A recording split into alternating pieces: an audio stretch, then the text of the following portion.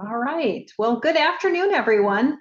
And thank you for joining our webinar today. We're going to be talking about some of the 7 top misconceptions for commercial building owners. My name is Jerry Frank, and I am the co-founder and CEO of Stratafolio. We're a cloud-based software solution that's focused on that small to mid-market commercial real estate owner. And we're designed to help owners save both time and money on managing their portfolio.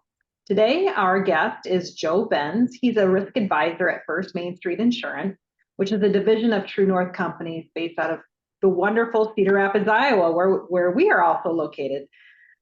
Joe spends a lot of time leading some of the public entity specialty group, which serves city, county, and school district clients throughout the state of Iowa. And he's also working directly with non-public entity commercial clients as well on their risk management and insurance portfolio. So it makes a lot of sense for Joe to talk with us today. So we're so glad to have you here, Joe. Thank you. Yes, thank you for the invite. I've been looking forward to it all week, so I'm grateful to be here. Excellent, excellent. So as we all know, insurance is becoming an increasingly more important topic to address because of the rise in natural disasters. And we've seen from a number of our clients over the years where a natural disaster hits, such as Snowmageddon in Texas a few years ago, and there were tenants that were impacted within buildings, but those tenants had allowed their insurance to lapse. And then the owners were on the hook for the full repairs. We know this is an area of weakness for many teams, and we appreciate your educational approach to talking through insurance and educating, helping people figure out the right ways to approach things. The format for today is going to be 20 minutes of slide presentation, and we will also open this up to questions at the end if there are any. This video will also be available on YouTube later. There'll also be an article that will come out as well to support this. But why don't we go ahead and get started? So the first misconception we're covering today is that all commercial insurance is the same. And I'm guessing this is a place where you spend a lot of your time educating, Joe. So we'll dive into this. So what do you want to do to help? How can we clarify this for our customers? Yeah, I know that this is very general in nature as far as the misconception, but I do believe that many out there, when insurance as a topic comes up, there's a thought, I don't know if it's individuals looking to kind of bury their heads in the sand, or they just don't want to become educated on commercial insurance as a topic. But the reality is, insurance policies are legal contracts that are all written differently. They have different forms that are included. And so oftentimes landlords, what we see is they look to verify that, hey, as long as my tenant has an insurance policy, they're doing what they need to do. And the reality is there's terms, there's definitions, there's just so many different factors that play into what a insurance policy is and what it covers. We want to help our clients understand that those contracts are different and give them some key insights as to what they should be looking for when it comes to verifying insurance. So very general misconception, but that's why we put it as the first one here today. Yeah. So what this definition slide does, these are just some general definitions that we want our clients to understand when it comes to identifying their insurance policies and coverages, but also their tenants. So very basic definitions here, but we also understand that this is a complex topic, and so starting with the basics is important. The insured on a contract is just that. That is the party that has insurance that's provided to them. So if a landlord has a commercial property policy or they have a commercial general liability policy, they are going to be the insured on that contract. You'll see additional insured listed right below that. From a landlord perspective, oftentimes in contracts, they're going to want to make sure that they are listed as an additional insured on their tenant's policy. And we're going to talk in a little bit here about some of the things that individual landlords or property owners should be verifying. Additional insured status is one of those. You can continue to go down the list. I don't know, Jerry, how much you want me to expand on each of these different topics. But the reality is having a baseline understanding of insurance concepts and definitions is going to be important in the evaluation of if tenants are carrying the proper coverages to best protect the landlord and their interests in that arrangement. Yeah, I think this is really important to just stop for a moment and talk about the types of relationship that you should have with your insurance provider, because if you don't understand what you're reading, you should stop and ask questions. And not every insurance provider is going to do that. And I know firsthand, Joe is very good at walking through clients' policies and explaining different components that are there and what the importance is to you as the owner or the insured on each of those different line items. So this is where I would just say, make sure you have a good relationship with your insurance provider, because it's when you get into a difficult position and need to use your insurance policy, you want to make sure you understand and have a relationship with the provider that's going to help you get through everything. All right. This one I can take because it kind of segues or leads from the last discussion point. And that is that there's a misconception that, hey, I don't need to read my insurance policy. They're too long, they're too lengthy, I have too much going on. And I understand that, right? You as landlords, those who have commercial property portfolios, there are not enough hours in the day to achieve all the things that are of relevancy and importance to you.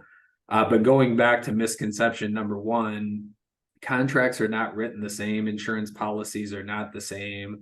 And so oftentimes with our clients, what we want to do in our time together, whether that's a half an hour meeting or 90-minute meeting, we want to give them a baseline understanding of what exists within their policies and contracts, give them some insight into what they should be looking for from their tenants' policies, and then help them understand how they can actually go through and read their contract. So if you go to the next slide, we can use kind of the cheat sheet, if you will, how we help our clients read through those policies. So DICE is an acronym that I heard years ago that I've utilized within our practice. Each insurance policy can be written differently, but most follow a similar format. So DICE is declarations, insuring agreements, conditions, and exclusions. So in declarations is typically going to be a highlight or overview of the assets and what exists within the policy that is covered. So for a commercial landlord, if they're looking at their own policies, they're going to likely see in the declarations the locations and buildings they have, the limit of insurance that they have. Assuming they carry general liability, it's going to show the limits that they have for their premise and their completed operations. So declarations is kind of the highlight or overview of what's covered. Okay. Insuring agreements is going to be the legal language that states how coverage is triggered and when it's triggered. So what the insurance company is actually stating that they're going to protect you against in the event of some type of claim or loss that comes up. So it's the legal language around, you're paying us a premium, this is what we're covering for you. Conditions is the next section, and that's essentially going to outline obligations of parties in the event of loss.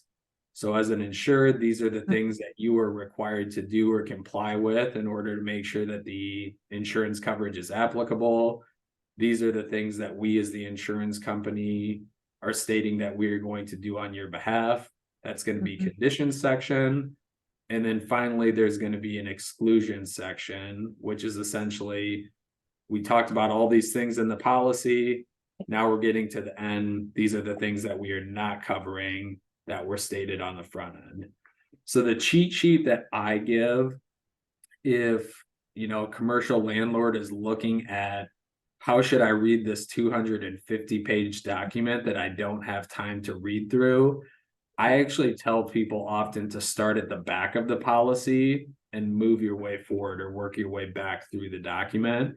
Mhm. Start with the exclusion section and figure out what is the insurance company outwardly telling me we're not covering this, Mhm. because you want to understand those things and figure out, do I need to work with my agent or advisor to readdress those topics, or am I comfortable self-insuring against those risks or perils?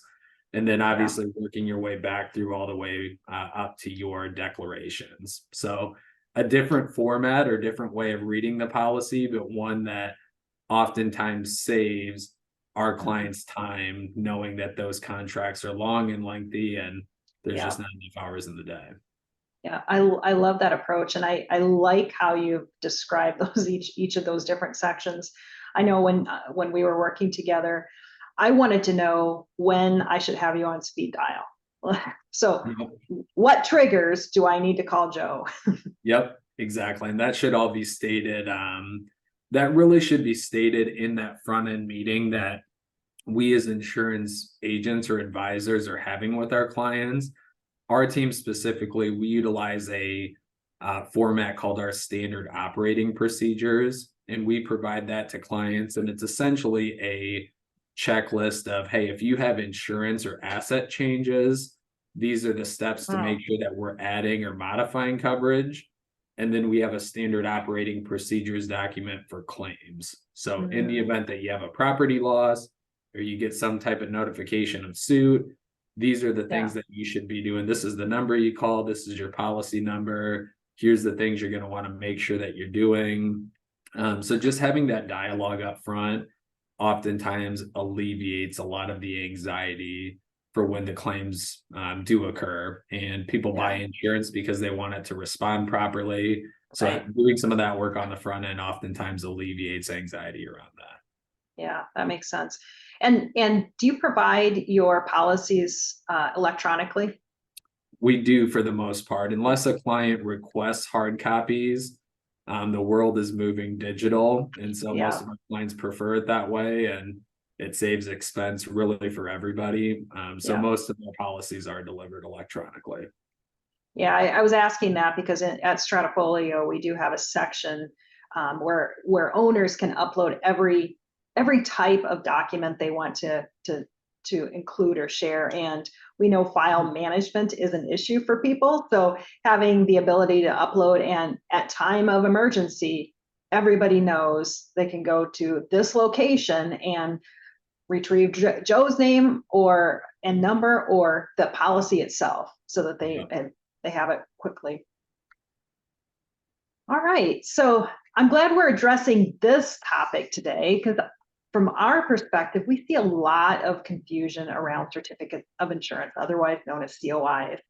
So maybe we can just start with what is a COI?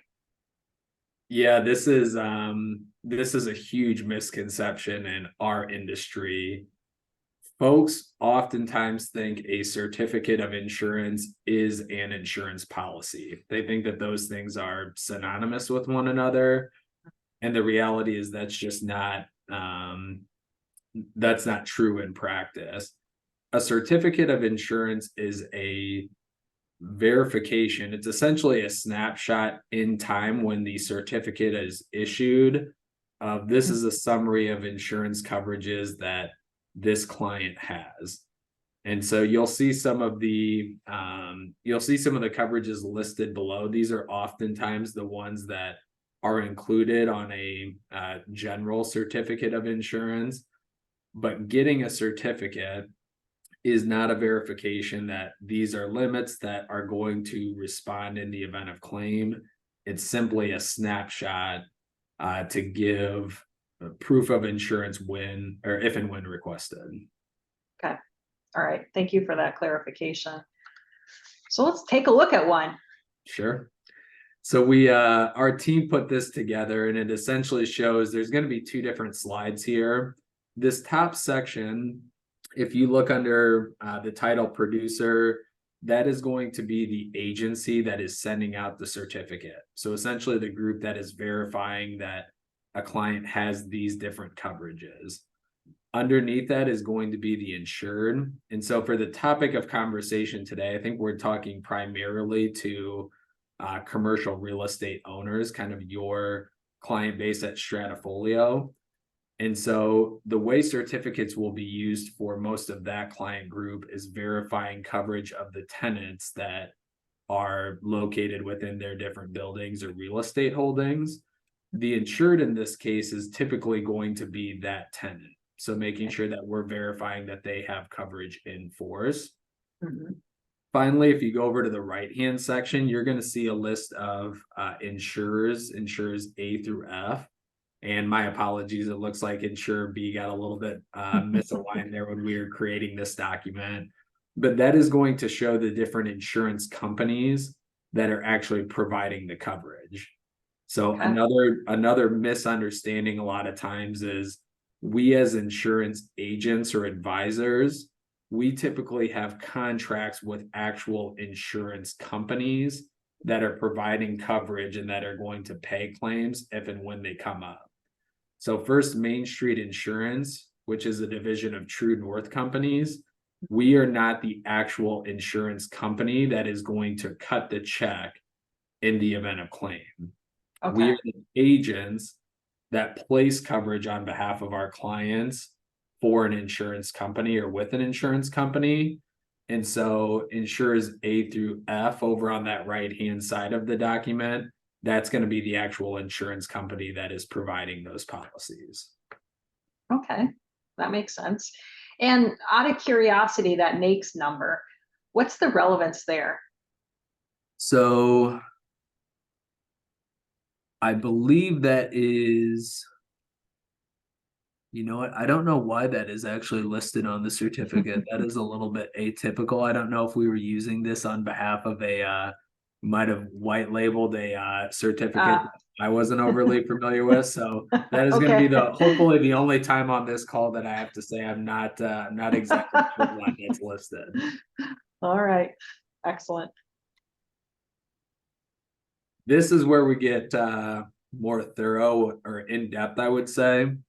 And this is where, back to your point earlier, Jerry, about having to make sure that you're working with an agent or advisor that really understands your business, and or a provider like a Stratafolio that really understands the complexities of insurance, working with a group that can help interpret what these certificates actually mean and where the coverage exists.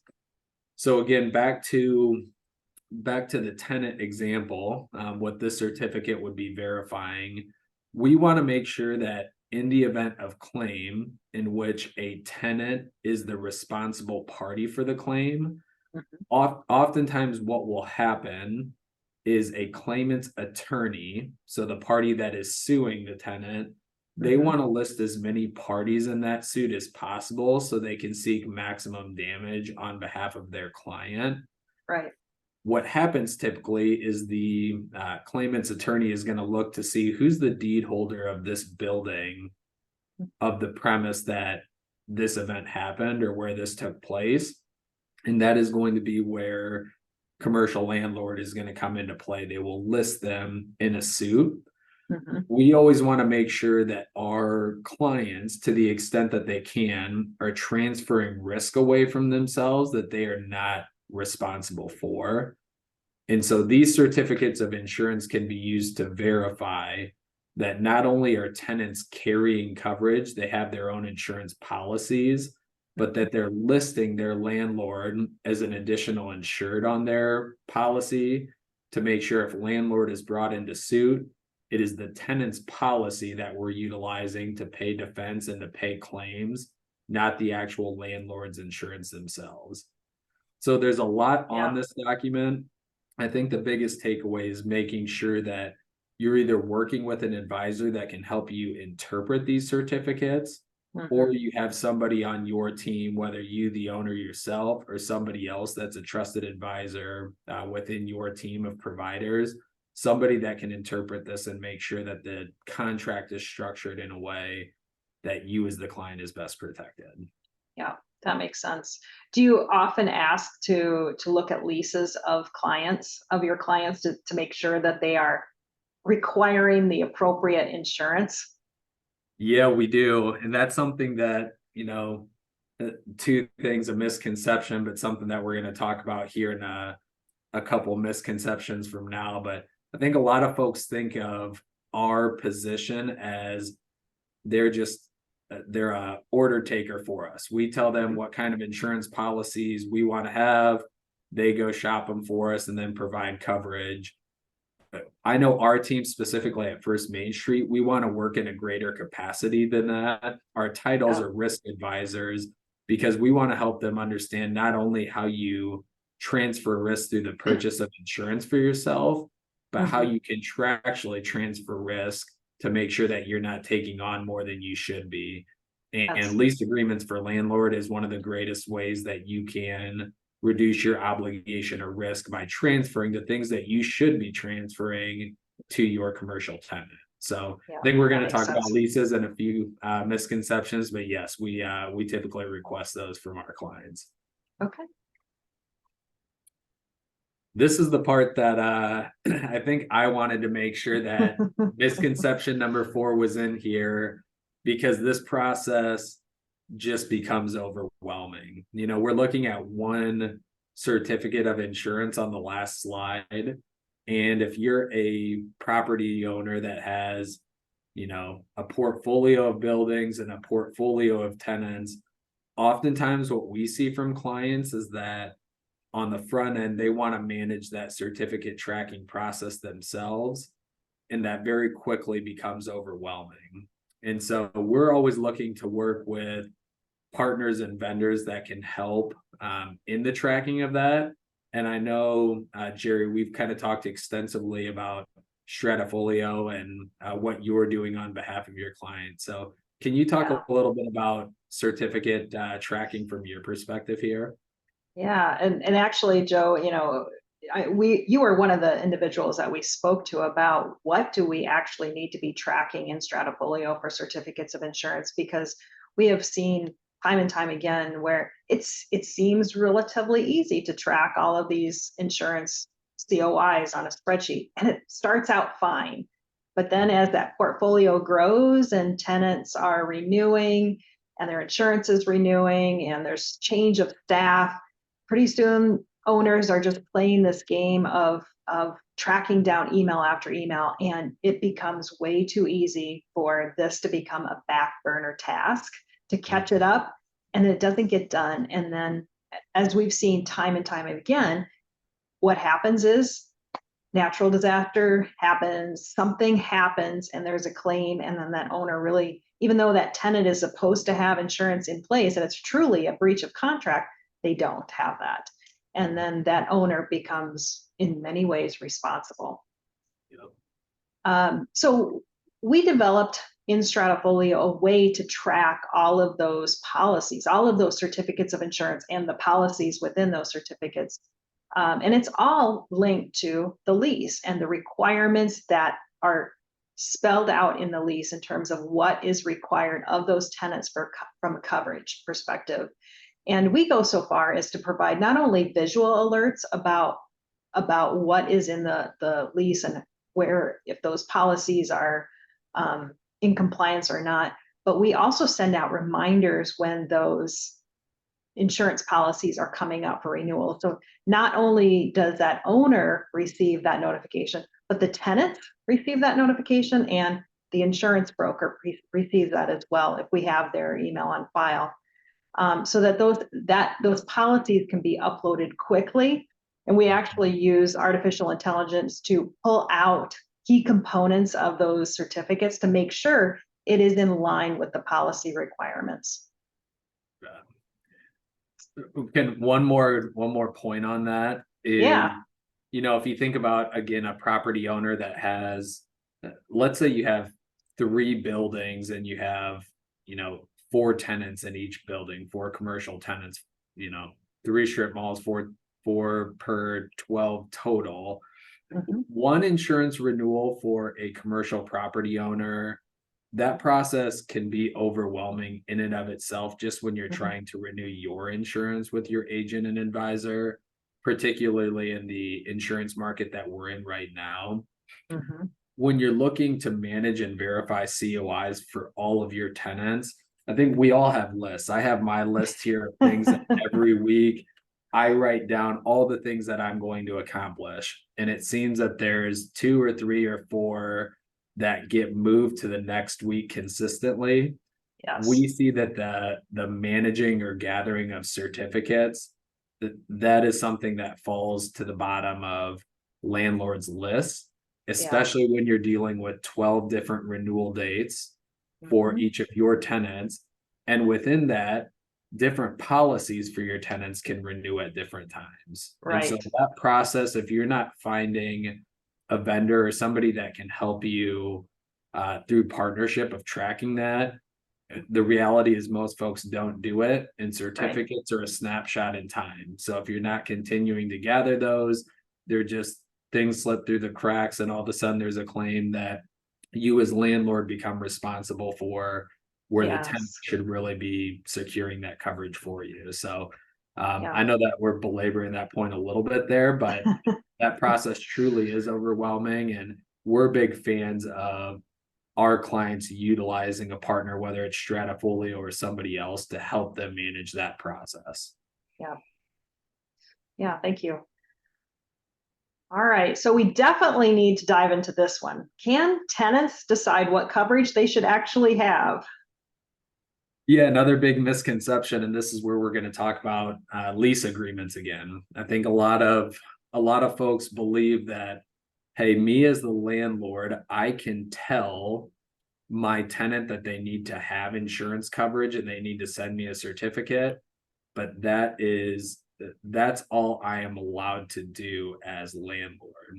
And the reality is the most sophisticated building owners, the ones that have the best practices and that operate the most risk adverse businesses, they are the ones that are contractually transferring away risk from their business to the folks that should really bear that risk.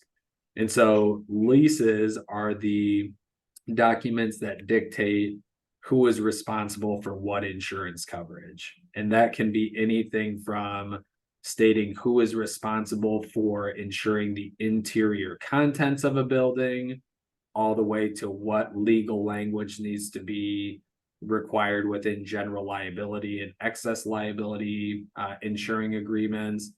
And so this is one that we see many landlords say, well, I ask my tenants if they have insurance and that's all I do. Or I ask my tenants if they have insurance and I get a certificate to prove that they do. But again, all of those contracts are different. And so what we recommend commercial property owners do is dictate within the lease agreements what insurance coverage the tenant is required to carry. And Mhm. when you think about negotiating back and forth with tenants, there's so many things that come up.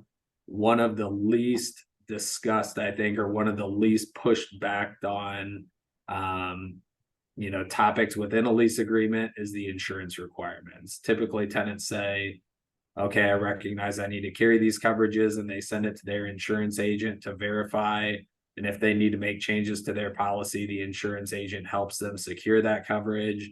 It's something that we highly recommend commercial property owners invest time and energy into, is figuring out what insurance requirements should be in that lease agreement. Yeah. Good point. Very good point. All right. I know a lot of owners have full plates, things are falling off. So how long can they actually wait to put insurance in place? Is this a problem that you see? This, if we would have had this discussion 2 or 3 years ago, it'd probably be very different than the discussion today. Um, we could probably spend an entire hour webinar just talking about the insurance marketplace. But the high level overview is we are in what's called a hard insurance market, meaning that pricing is up, rates are up to attain insurance, capacity is down. There's less carriers that want to provide it. They want to give Mhm. lesser limits of Mhm. insurance. It is, we at first MainStreet Insurance, we work with offices all throughout the state of Iowa, and we're expanding beyond that right now. And so we have the benefit or value of getting to talk to veterans in the industry that have spent 30 to 40 to 50 years within the industry and talk about their experiences. Almost all of them that we talk to say right now is the most difficult time in insurance that has existed within their career. And so the reality is it's harder to secure coverage, pricing is up, terms and exclusions are exclusions more rampant, good terms harder to secure. So be proactive is a very, again, general insight, but it doesn't take a day to secure insurance for a commercial building anymore. Depending on the age and the characteristics and your tenant makeup, we can be looking at anywhere from a week process if things are going well to several weeks and beyond that. So the term be proactive is if you know you're looking at a purchase or Mhm. you know your insurance is coming up for renewal, hopefully you have a good working relationship and that agent or advisor is being proactive with you on that. But ultimately, you as the client, you need to secure the coverage on the dates for closings. And so be proactive just means get your insurance agent or advisors involved early, provide them the information that they're requesting, and ultimately work with partners that can help you do that. That's our tip there, if you will. All right. And then It's number kind of, 7 goes a little bit along with this, but back to kind of the bury your head in the sand concept. We think that a lot of commercial landlords just think, hey, I have no control over this. This is a hard market. My agent's telling me my rates are going up 20, 30, 40, 50%. It is what it is. I have too many other things to worry about. And the reality is, you can do yourself huge benefit by being proactive and providing the information that is being requested of you.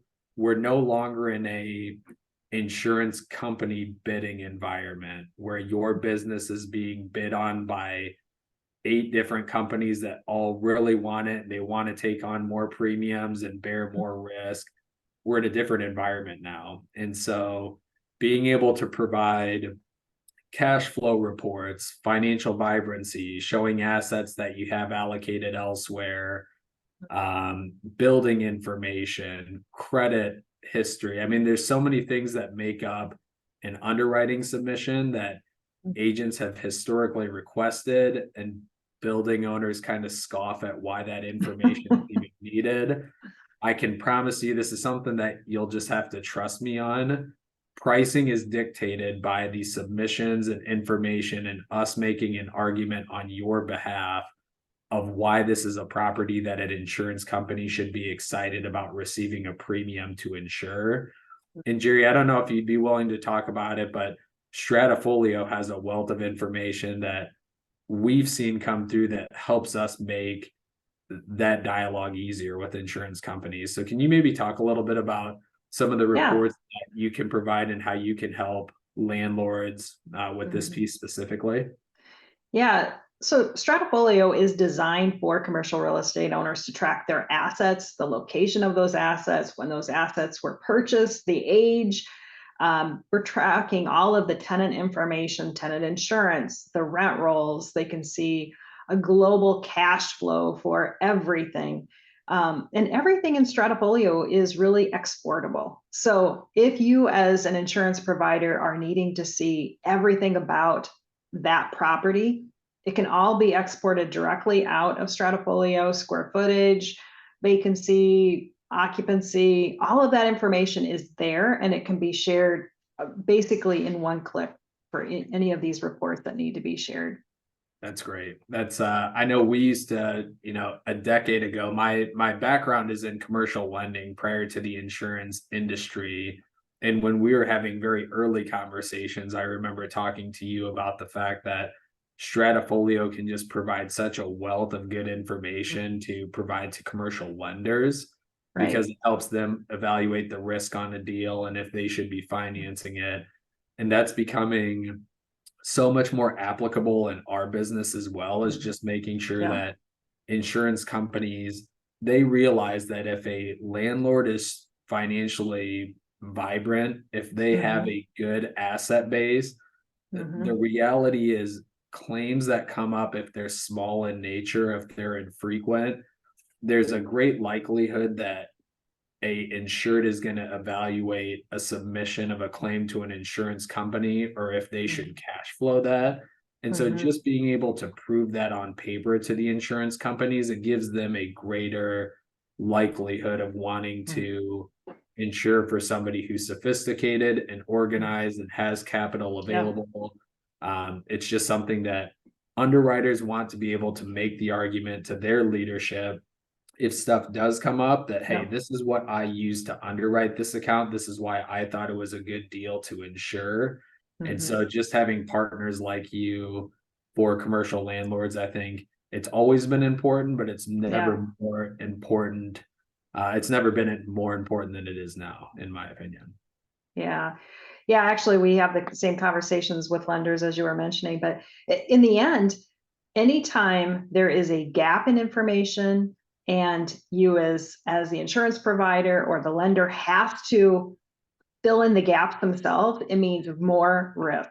And more risk means higher prices, higher rates. Um, Absolutely. so organization is your friend as an owner. There's zero doubt about it. Well, we have covered a lot today. Joe Vens' information is here on the screen, as is mine. If you're interested in learning more about Stratifolio, I am sure Joe would be happy to talk with you about any kinds of things that you're trying to do. I do want to remind you that all of this information will be out on YouTube. We'll get that out tomorrow, and you can subscribe to our channel. We cover a lot of topics that are very focused on commercial real estate owners. And there's always interesting things coming out there. So please subscribe and like the video when it gets out there. Thank you so much, Joe, for attending today. Appreciate it. Yes, thanks so much for having me. These opportunities are really fun, and it's a topic that is becoming super relevant for the group. So thanks for having me. All right. Take care, everyone.